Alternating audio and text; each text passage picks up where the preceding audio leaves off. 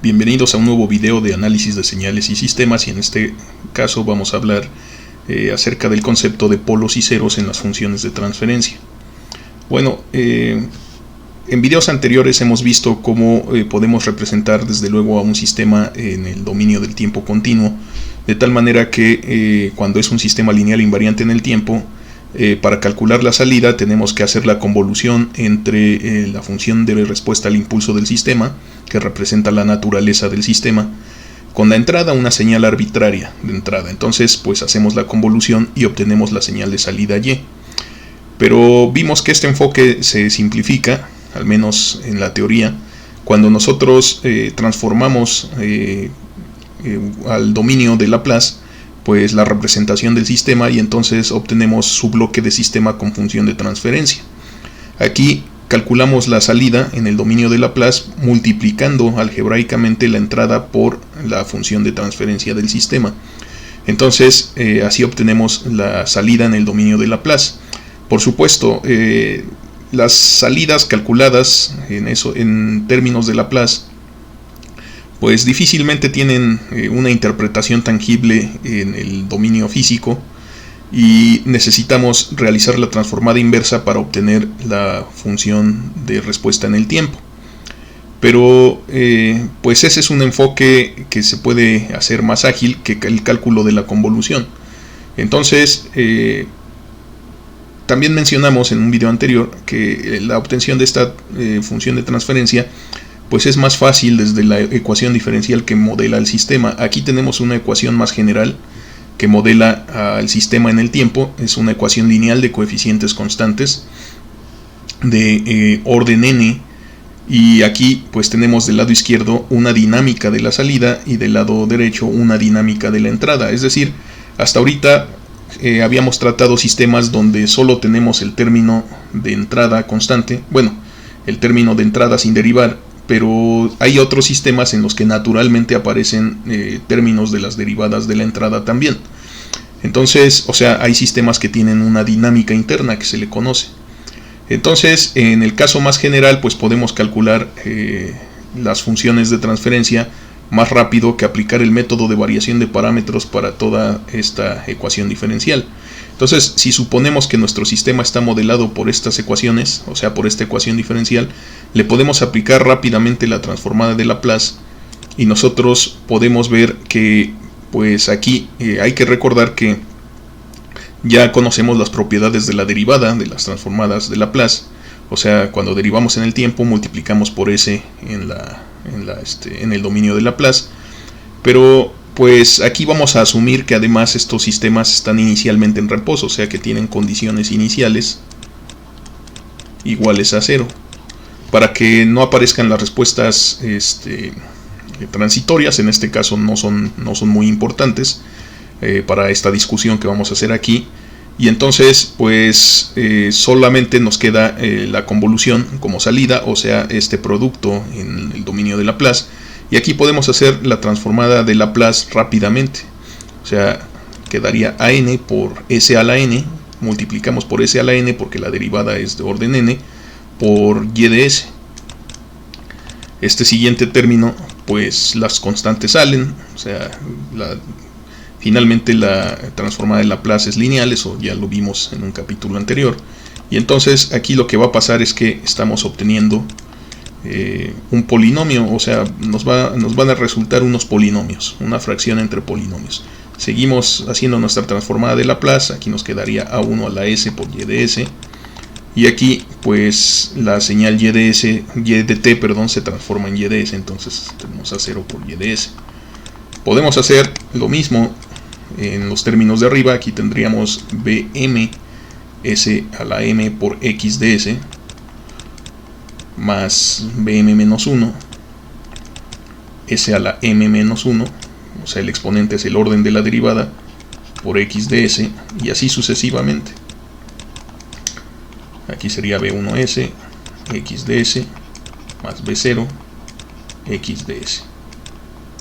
Entonces pues lo que podemos hacer es factorizar, y entonces al factorizar pues vamos a tener una situación como la siguiente.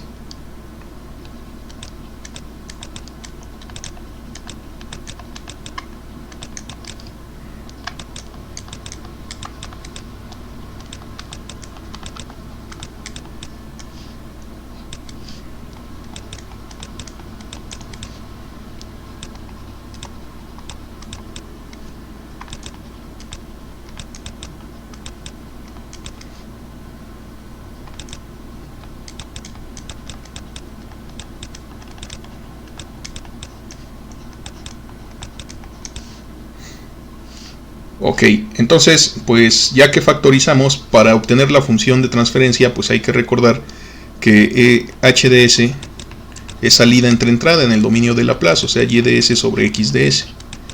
Entonces aquí podemos despejar y obtener lo que estamos buscando, es decir, YDS sobre XDS es la función de transferencia que estamos buscando, y en este caso pues es una fracción de qué, pues de estos polinomios, o sea este de aquí pues pasa dividiendo,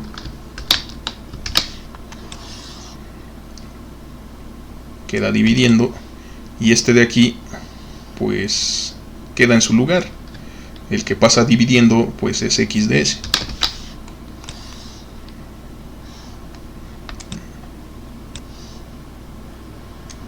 Ok,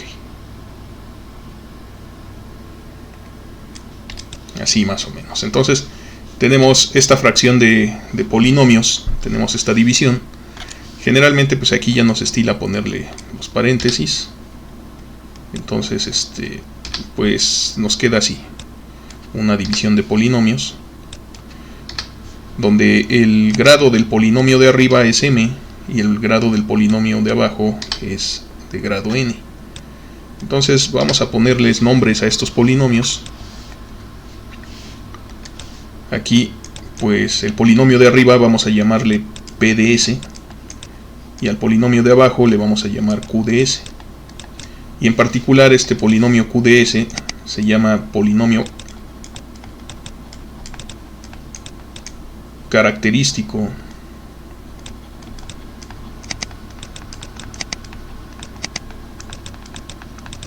del sistema. Entonces aquí tenemos estos dos polinomios.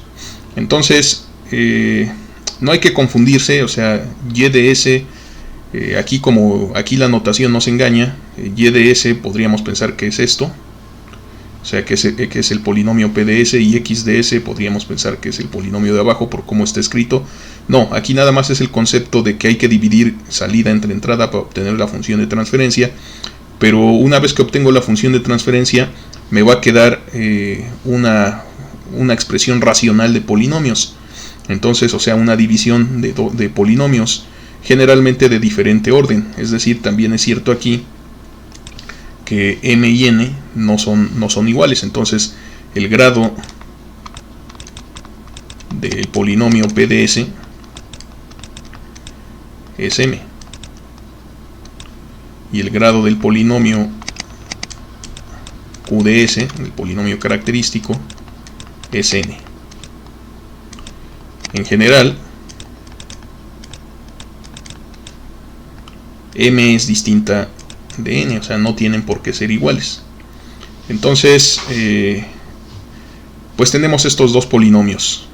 Ahora, ¿por qué son interesantes? Bueno, porque hay unos conceptos de las raíces de estos polinomios llamados ceros en el polinomio de arriba, las raíces de p, y polos, las raíces del polinomio característico QDS, y esos determinan ciertas características del sistema. Entonces vamos a definir estas características, es decir, vamos a decir que los polos son las raíces de QDS.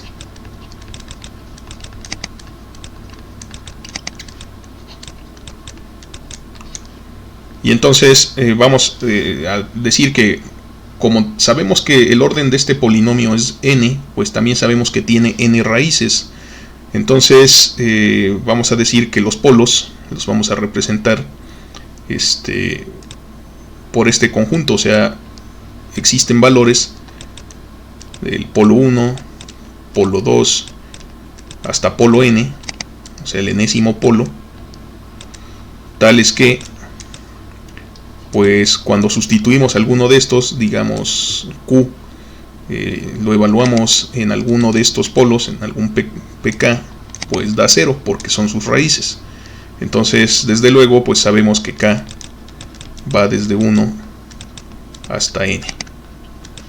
Entonces, así es como se definen los polos. También tenemos el concepto de los ceros. los ceros de la función de transferencia, y son las raíces del polinomio P de S. Entonces aquí las vamos a denominar zetas. No hay que confundirlos con las zetas de la transformada z, la variable del tiempo discreto. Aquí no tiene nada que ver. Entonces pues aquí vamos a llamarlos así, zetas, por la letra en inglés, o sea, bueno, el nombre en inglés de cero, ¿no? Zero. Entonces aquí tenemos z1, z2, y como el orden, bueno, el grado del polinomio P de S es m, pues vamos a tener hasta zm. Tal es que pues P evaluado en alguno de estos, en algún zk, es igual a 0, y pues aquí abajo también, bueno, k sería independiente del índice de arriba, recorre ahora hasta m. Entonces son las raíces de los polinomios de arriba y del polinomio de abajo. Ok, entonces pues la idea es la siguiente: si yo soy capaz de obtener esta representación y soy capaz de calcular estos valores resolviendo estas igualdades, pues entonces puedo factorizar estos polinomios y expresarlos en términos de sus raíces. ¿Esto qué quiere decir? Bueno, pues que una representación alternativa de esta función de transferencia es como la siguiente. O sea, este es h de s, pero la podemos factorizar. Y la forma de los factores en el polinomio de arriba, en el del numerador, pues van a ser de la siguiente forma. Es decir, aquí me va a quedar una constante, vamos a llamarle A mayúscula, es una constante, y aquí me van a quedar factores.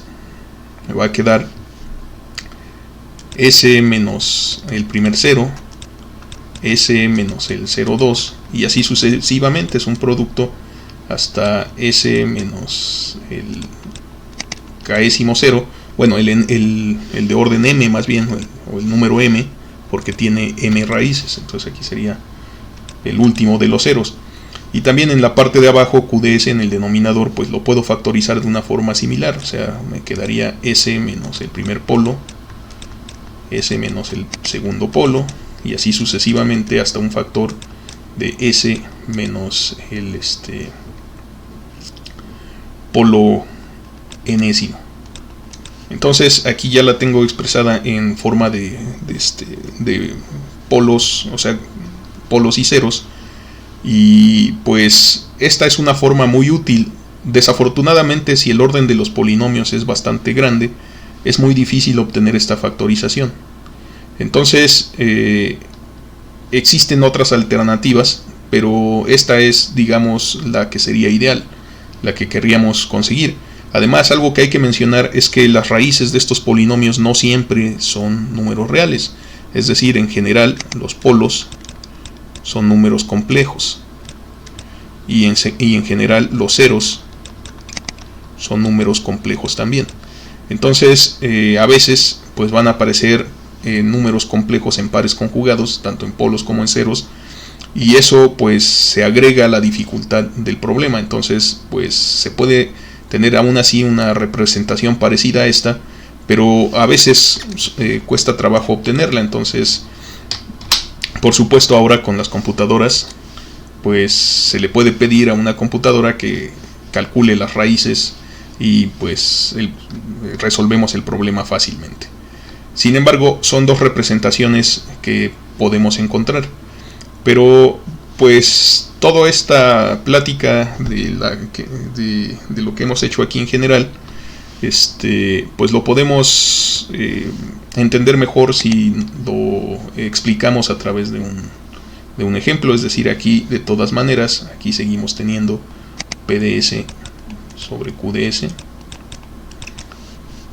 pero ya expresados en forma de sus factores, de sus raíces.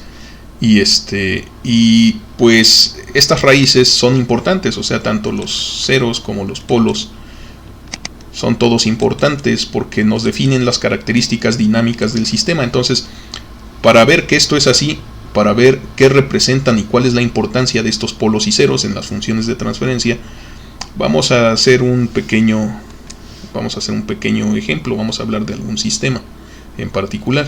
Entonces voy a borrar estos cálculos de arriba.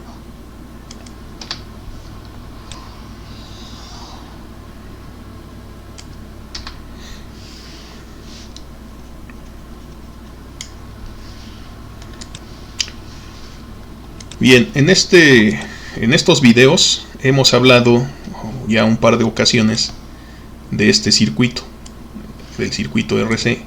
Lo vuelvo a elegir porque es un sistema muy sencillo, nos va a dar una ecuación de primer orden. Entonces, de hecho, ya sabemos cuál es la función de transferencia. Y sabemos muchas cosas acerca de este circuito. O sea, en términos de su ecuación diferencial, aquí tenemos la entrada EDT, es el voltaje que se aplica al circuito, y luego tenemos una resistencia eléctrica en serie con un capacitor. Entonces aquí tendríamos a R y aquí tendríamos a C.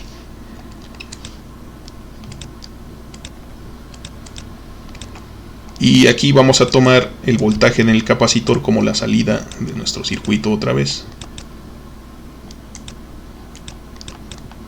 Incluso sabemos cuál es la ecuación diferencial que modela este sistema. RC veces la derivada del voltaje del capacitor respecto al tiempo más el voltaje del capacitor igual a la entrada, EDT. Y ya también incluso conocemos cuál es la función de transferencia. Ya la hemos calculado en videos anteriores, entonces aquí voy a poner directamente la representación en la función de transferencia.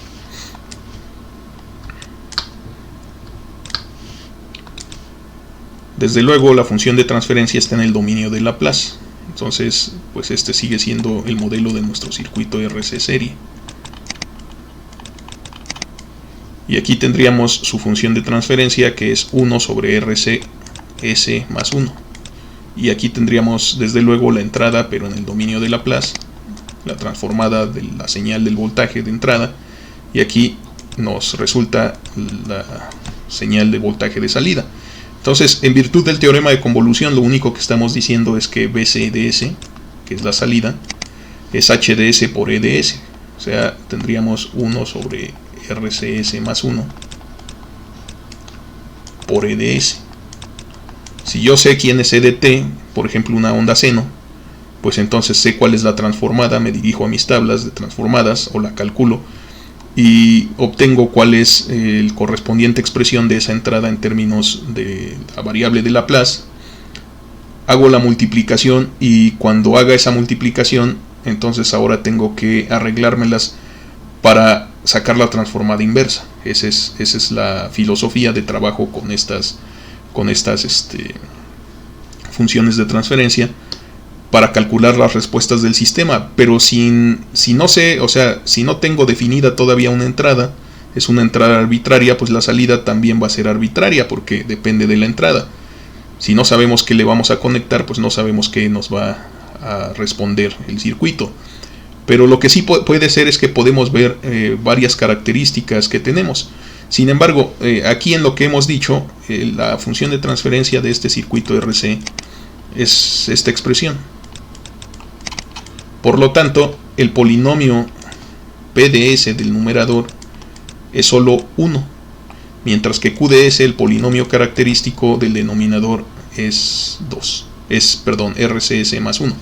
Entonces, podemos calcular polos y ceros, pero pues aquí parece que nunca vamos a encontrar un número, o sea, ni siquiera depende de ese, es independiente de ese, entonces no tiene polos, no tiene ceros, perdón, finitos, o sea, como, vamos a ponerlo así, como PDS es igual a 1 y 1 siempre es diferente de 0, pues HDS no tiene ceros finitos.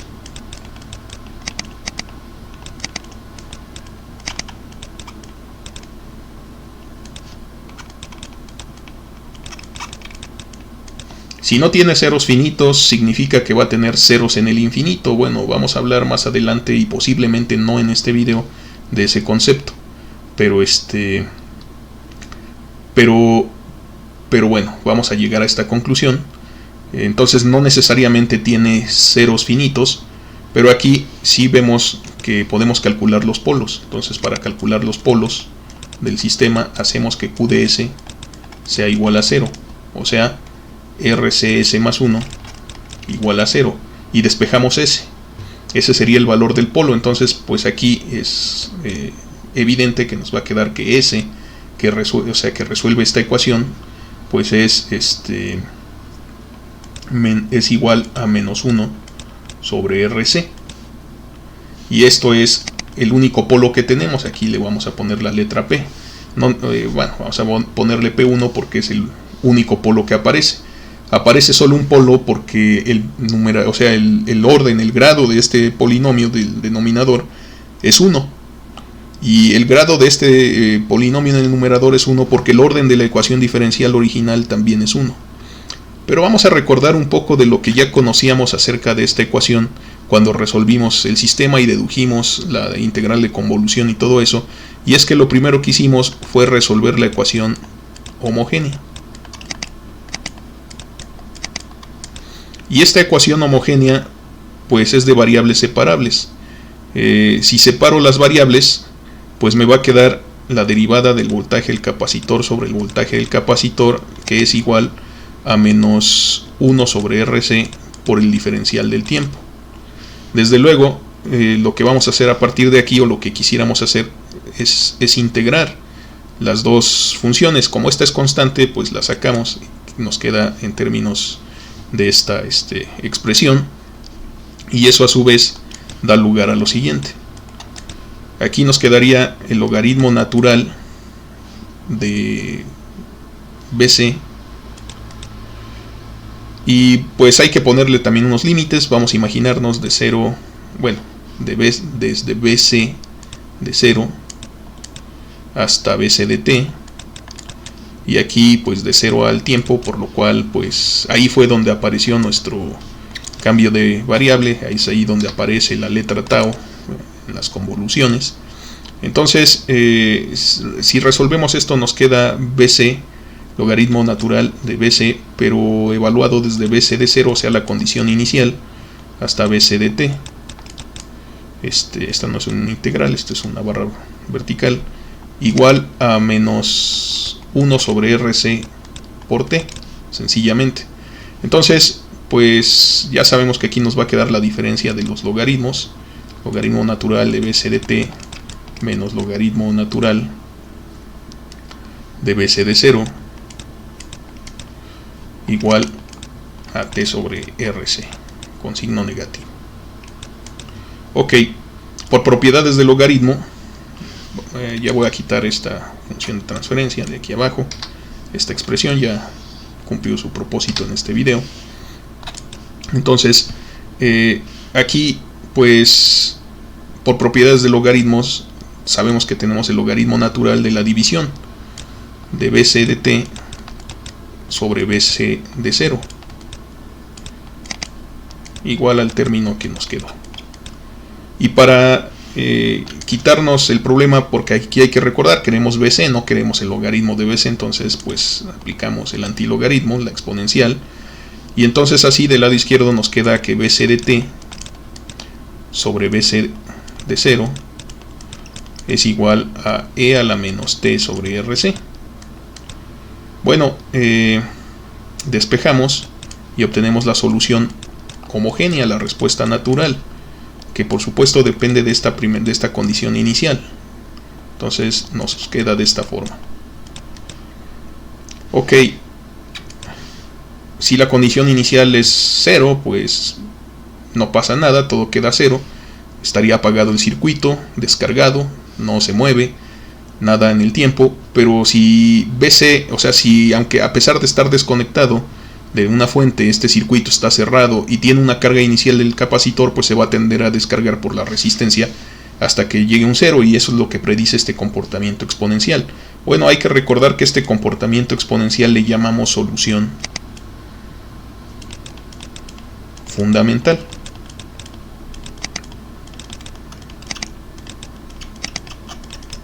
Y que esta solución fundamental también aparece en la respuesta al impulso de este circuito. En este caso, h de t para el circuito RC era e a la menos t sobre RC, o sea, la solución fundamental dividida entre RC. Aquí volvemos a ver a la solución fundamental. Bien, si nosotros nos fijamos en el coeficiente del tiempo, es decir, aquí lo puedo expresar así, e a la menos 1 sobre RC por t es lo mismo, nos fijamos que menos 1 sobre RC es el polo del sistema. Aquí lo tenemos con todo y su signo menos. Entonces las soluciones fundamentales y las respuestas al impulso que contienen también a las soluciones fundamentales se pueden expresar en términos de los polos. Es decir, aquí diríamos que la solución fundamental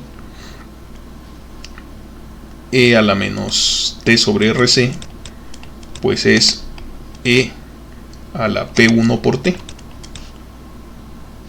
Así que los polos aparecen como el coeficiente del tiempo en el exponente de las soluciones fundamentales, y las soluciones fundamentales para las ecuaciones diferenciales lineales de coeficientes constantes que modelan a los sistemas lineales e invariantes en el tiempo son siempre exponenciales. Entonces aquí tenemos qué es lo que representa el polo. Desde luego, si en vez de ser negativo fuera positivo, el comportamiento es totalmente diferente. Aquí, ¿qué es lo que estamos viendo? Bueno, que este polo es negativo, es un valor real negativo, y por lo tanto esta exponencial pues va a tener un comportamiento estable. Si recordamos la clase que vimos, el concepto de la estabilidad de entrada-salida, aquí tendríamos un comportamiento estable. ¿Qué quiere decir? Que dada una condición inicial B0, BC de 0, un valor inicial, este es el eje de la amplitud, este es BC de t, aquí es 0 en el tiempo, este es el eje del tiempo, dado un valor inicial, la condición inicial, esto se va a tender a descargar por el signo negativo del exponente. Vamos a ver una exponencial decreciente. Pero si por alguna razón nosotros nos hubiéramos encontrado una resistencia negativa, que por supuesto eso no es físicamente posible, pues el signo de este polo hubiera sido positivo, y aquí hubiera sido positivo. Y entonces eso hubiera implicado que por pequeña que fuera la condición inicial originalmente, por pequeño que esto fuera, o sea, una condición inicial pequeña, ya no digamos que fuera grande, que fuera pequeña, pero al tener un exponente positivo, pues esto es un crecimiento exponencial, y entonces esto sería inestable.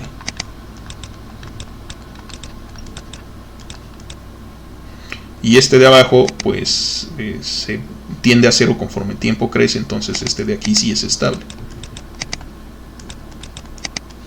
Entonces vemos una relación directa entre los polos y la estabilidad del sistema. Vamos a abundar en eso, pues por supuesto, con el correspondiente rigor más adelante. Pero aquí hemos visto cómo es una interpretación de los polos. Los polos aparecen directamente en las soluciones fundamentales como los coeficientes del tiempo. Los coeficientes del tiempo aquí, ahí lo tenemos, este sería el polo, este es el polo 1, en las soluciones fundamentales. Hay que recordar que la solución de todas estas ecuaciones diferenciales es una combinación lineal del espacio expandido por sus soluciones fundamentales, y que las respuestas forzadas también son estas integrales de convolución con este tipo de funciones de respuesta al impulso, en las que también aparecen coleccionadas estas respuestas, ¿no? Estas funciones exponenciales, que son las soluciones fundamentales. Entonces aquí estamos viendo más o menos cuál es el concepto de un polo. Ciertamente el concepto del polo solamente es una raíz del polinomio del denominador, son las raíces, pero esas raíces que representan, pues representan los coeficientes del tiempo en los exponentes de las soluciones fundamentales, y por lo tanto nos dicen si el sistema va a ser estable o va a ser inestable. definen la forma de su respuesta. Y recordemos que la estabilidad o inestabilidad de un sistema no depende ni de la entrada ni de la salida, o sea, depende más bien del sistema en sí. Entonces, aquí pues hemos llegado a esa conclusión y vemos cómo es fácil hacer esa interpretación. Y entonces, pues nosotros originalmente, pues aquí teníamos un signo menos, así que podríamos ver desde que el polo es negativo, podríamos decir que el sistema es estable. Entonces, este circuito RC, para empezar, en términos de que el polo es negativo, es estable, ¿no? Entonces, vamos a apuntarlo por aquí. Como su polo es menor que 0, en este caso salió un número real. Como el polo de este sistema es menor que 0, entonces este sistema es estable.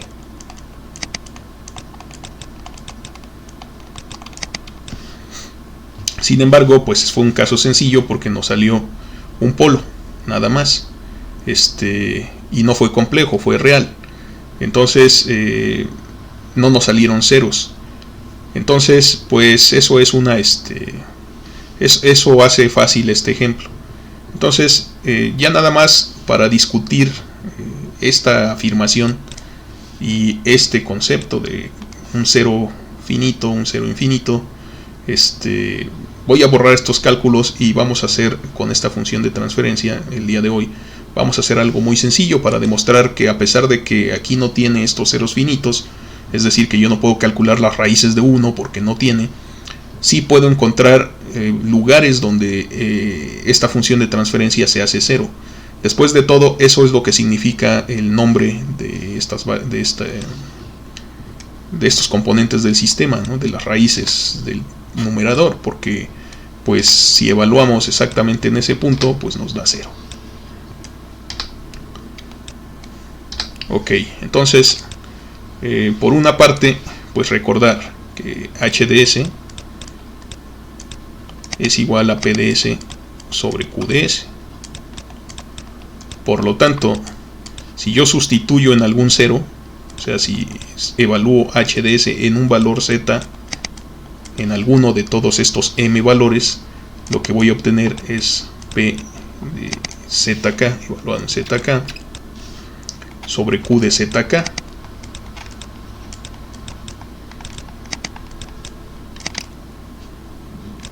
Aquí me va a dar algún valor,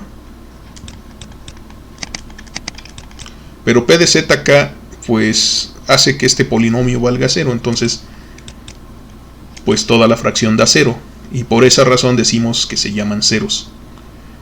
Entonces, sin embargo, esta expresión, en este ejemplo, pues no puedo encontrar un valor de S, así despejando, o sea, no puedo plantear la ecuación 1 es igual a 0, porque evidentemente pues es diferente de 0, pero aún así puedo encontrar un valor de S que haga que esto pues tienda a 0.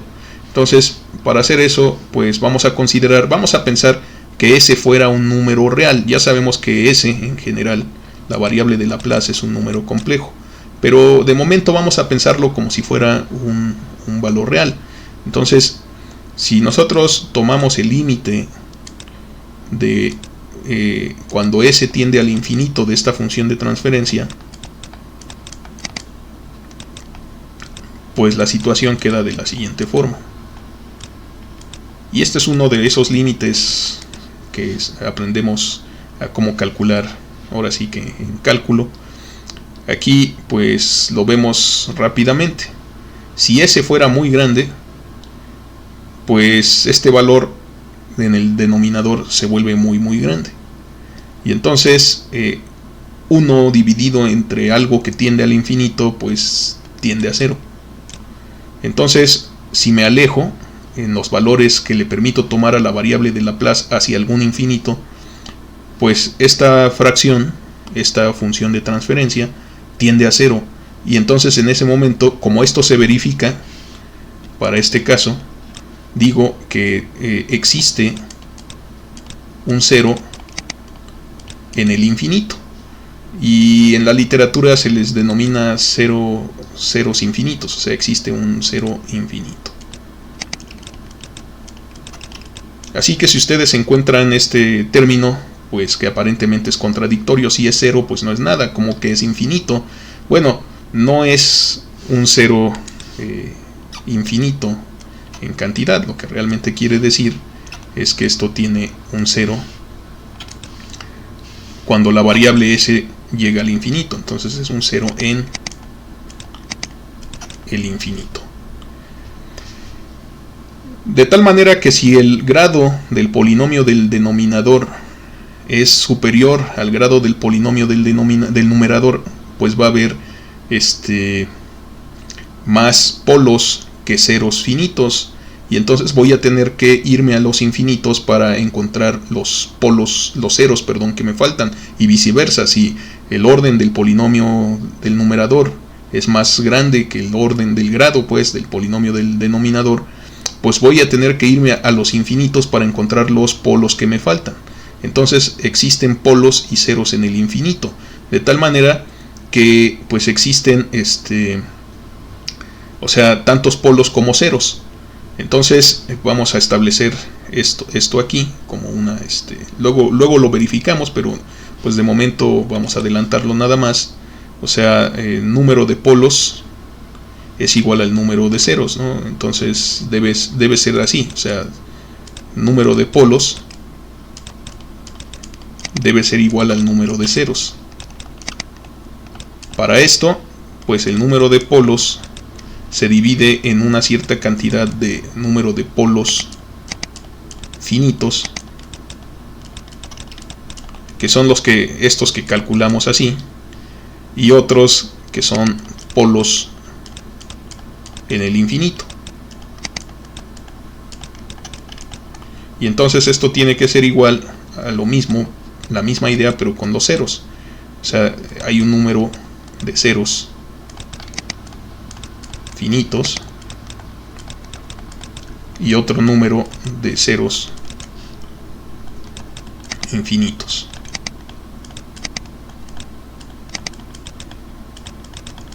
Aquí, por ejemplo, hubo un polo finito, hasta lo pudimos calcular, es este de aquí, y pues un cero en el infinito, porque pues precisamente aquí no puedo igualar a cero, ¿verdad? 1 es diferente de 0, entonces tenemos que irnos hasta un infinito para encontrar el cero que nos falta. Entonces vamos a pensar en este tipo de circunstancias. También pues aquí rápidamente pues comentar que la representación de esta función de transferencia en el dominio de Laplace, aquí vamos a imaginarnos sea el eje j omega, es un plano complejo, y este es el eje sigma, acordándonos de que s es una variable compleja, o sea sigma más j omega. Pues en este caso el polo nos quedó del lado izquierdo, o sea nos queda aquí sobre el eje real, pero en el valor menos 1 sobre rc. Entonces, pues como está en el lado izquierdo del plano complejo, decimos que es estable. Si hubiera estado en el lado positivo, pues corresponde a lo que es inestable. Entonces, pero ¿dónde quedó el cero? Aquí, pues los ceros los representaríamos por símbolos vacíos, o sea, círculos vacíos. Pues quedó muy lejos, hasta en algún infinito. Existe un cero en el infinito, por eso no los dibujo. Pero sabemos que cuando me aleje demasiado del origen en alguna dirección, pues me va a tocar un cero como valor de h de s. Esa es la idea. Entonces, de aquí en adelante vamos a representar a los ceros con este símbolo, o sea, estos son los ceros. Y vamos a representar a los polos con un tache. Entonces, ese símbolo, una cruz, así una X, pues es un polo en este diagrama que es el dominio de Laplace.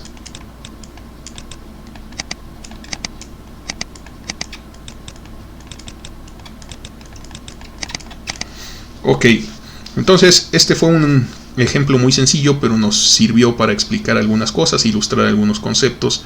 En el próximo video pues vamos a venir con algunos ejemplos más completos y vamos a explicar algunas características que tienen estas funciones de transferencia, que las hacen muy interesantes y que hacen que realmente me proporcionen más información que la función de respuesta al impulso en el tiempo continuo. Bueno, eso es todo por esta ocasión. Espero que este video haya sido de su agrado y que les haya ilustrado. Y ya saben, dudas o comentarios, pues aquí en YouTube, en los comentarios de YouTube o en Classroom, de preferencia, si están tomando este curso. Y bueno, pues cuídense mucho y nos vemos la próxima vez.